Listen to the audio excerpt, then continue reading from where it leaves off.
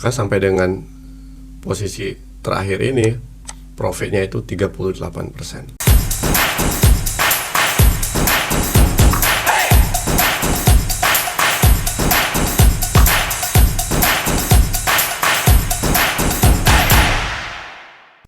Hello traders, welcome to channel Fakta Trading. Di channel ini saya Minfa akan banyak membahas seputar trading. Jadi buat kamu yang mau jadi trader independen, subscribe dulu aja yuk.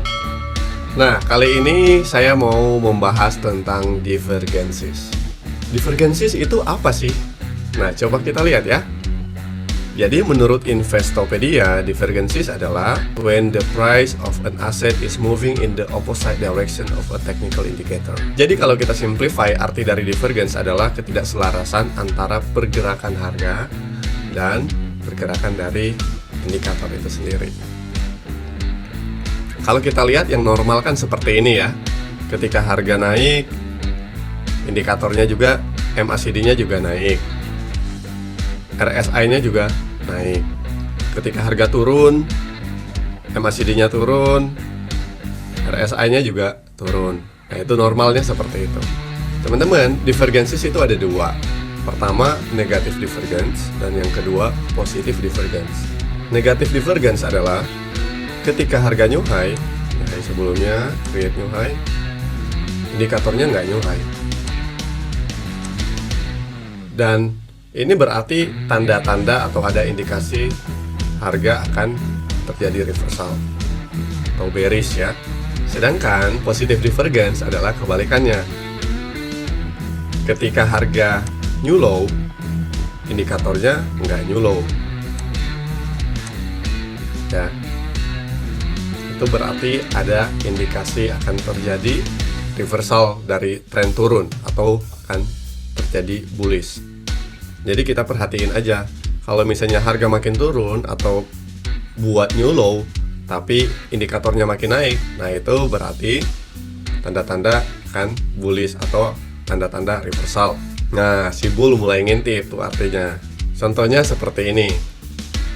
Ini kita kalau lihat positif divergence itu ada di saham BRIS ya. Kalau kita perhatikan chartnya, ini low-nya, terus create new low, tapi indikatornya malah berjalan berlawanan ya. Ketika harga low di sini, MACD-nya di sini. Ketika dia create new low harganya, MACD-nya bukan new low lagi, malah makin naik. Begitu juga dengan RSI. Ketika low di sini RSI-nya ketika harga new low, RSI-nya makin naik. Nah, coba kita lihat di trading view ya. Kita lihat contohnya di saham BRIS ya. Ini harga low-nya 1750, yang ini low-nya 1710. Pertama. Kemudian create low. Nah, ketika harga low di sini, ini MACD-nya di level sini. Sedangkan ketika harga new low, MACD-nya di sini. Kemudian kita perhatikan RSI ya. Ketika harga low di 1750, ini RSI-nya di, kita coba lihat di sebelah sini ya,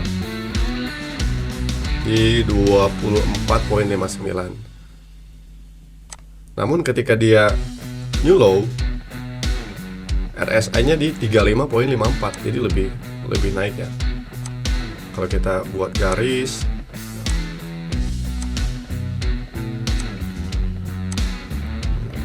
perlawanan ya jadinya. Sebaiknya kalau misalnya kita trading, jangan menjadikan divergence sebagai satu-satunya patokan untuk trading ya. Akan lebih baik kalau kita menggabungkannya dengan price action, dengan candlestick, yaitu supaya lebih confirm. Nah, kalau misalnya kita lihat kondisi seperti ini dan kita gabung misalnya dengan trendline ya. Trendline kita melihat, oh ini break resistance, terus harga juga udah divergence. Nah, chance untuk terjadi reversal itu akan lebih besar karena ada beberapa faktor yang mendukung terjadinya reversal. Coba kita buat simulasi. Kalau kita melakukan spekulasi buy dengan konfirmasi seperti ini, pertama harga terjadi divergence, MACD divergence, RSI divergence, terus kemudian kita tambahin trendline dan harga break resistance, dan kita spekulasi buy di harga sebelum closing, kita sampai dengan posisi terakhir ini profitnya itu 38%. Jadi ini salah satu contoh bullish divergence yang sukses. Namun apakah ketika terjadi bullish divergence terus harga pasti naik? Tentunya tidak. Harga bisa jadi ketika kita entry terus malah dia berbalik turun. Itu bisa sangat mungkin terjadi. Karena apa? Karena nggak ada strategi yang 100% pasti berhasil. Jadi kita udah tahu ya, positive divergence ketika harga makin turun, indikatornya malah berjalan berlawanan. Itu berarti tanda-tanda akan bullish. Selalu ingat ya, indikasi atau kemungkinan besar akan terjadi, bukan pasti. Berikutnya, negative divergence. Tentunya negative divergence adalah kebalikannya. Ketika harga makin naik, tapi RSI, MACD malah berjalan berlawanan. Ini kayak orang lagi marahan ya, satu ke sana, satu ke sini. Oke. Ini berarti tanda-tanda akan terjadi reversal dari tren sebelumnya, which is tren sebelumnya adalah naik. Berarti ada tanda-tanda akan terjadi bearish. Nah, kalau kita udah ketemu yang seperti ini, itu berarti si bear mulai ngintip, guys. Coba kita lihat contoh negatif divergence di saham Medco ya. Kita kalau perhatikan ini terjadi ini bulan Desember, ketika harga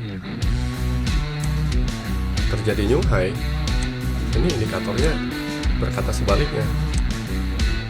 MACD dan RSI itu benar-benar konfirmasi dua indikator. Jadi kalau kita lihat seperti ini, berarti itu tanda-tanda bearish. Harga makin naik, indikatornya berlawanan, berarti tanda-tanda bearish. Nah, coba kita lihat di saham Medco yang tadi. Kita lihat ini high sebelumnya, harga new high, MACD-nya berlawanan, dan RSI-nya juga berlawanan. Berarti dengan kondisi seperti ini kita mulai curiga bahwa reversal berpotensi terjadi. Coba kita reply ya. Nah, kalau kita lihat di sini dari sejak terjadi divergence, dia turunnya sampai ke sini itu 24%. 24% lumayan juga kan ya. Coba kita lihat contoh lainnya. Kalau kita perhatikan, Wika itu divergence-nya udah mulai terjadi sejak Desember ya. Ini indikatornya makin low, makin. Sedangkan harga dari sini tuh high. Ya, kita bisa lihat ya. Ini high yang pertama, dia create new high. Ini lebih rendah, ini lebih rendah. Kalau kita buat simulasi sejak dari divergence ini,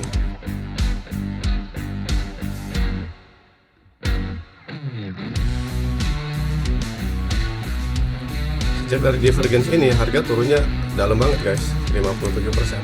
Ada baiknya kita mengkombinasikan divergence dengan strategi yang lain. Misalnya kita kombinasikan dengan trendline. Jadi kan ini misalnya kalau kita lihat Jaya Karya, kalau kita misalnya create trendline, ya ini trennya berarti harga Wika itu mulai patah tren ketika di level sini.